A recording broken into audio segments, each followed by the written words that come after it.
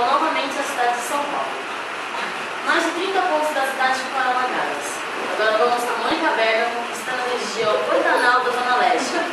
Mônica, como está a situação da população que foi afetada pela chuva? Boa tarde, Márcia. A situação por aqui ainda é muito complicada.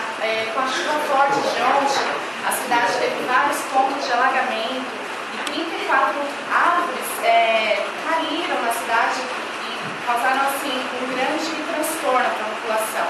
Nós estamos aqui no bairro do Pantanal, que é um dos bairros mais afetados. Vamos ver, as pessoas elas estão muito revoltadas. Tira essa merda daqui! Chega de chuva! Não aguento mais essa falta de estrutura! Caçame, seu filho da puta! Tira essa merda daqui! Bom, pessoal, vamos ver o que a população está pensando sobre esse transtorno. Vocês usaram alguns cartazes. Você pode me explicar o que está acontecendo? O que significa?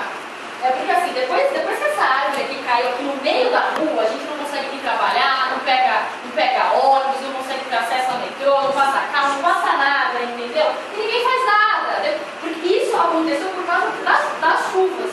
E ninguém faz nada, entendeu? Alguém tem que fazer alguma coisa. Nossa, complicado. Vamos ver agora aqui. Você pode me explicar?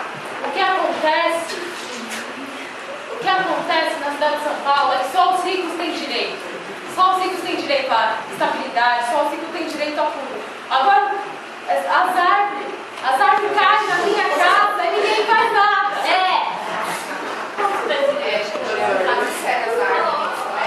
Mas esse barquinho aqui, o que significa? É que a gente nada em São Paulo. Isso mesmo, né? Nada, e um recado que você deixaria para o poder público, né? O que você deixaria, o que você falaria para o Kassab? Que o Kassab tem que pensar nos pobres também. Não é só nos ricos que ele tem que pensar.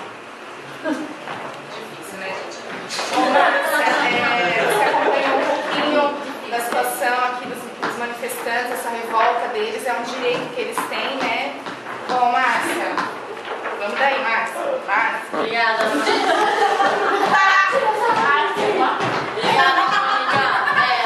Esse São Paulo que o Kassab não conhece. Vamos agora com Malhação.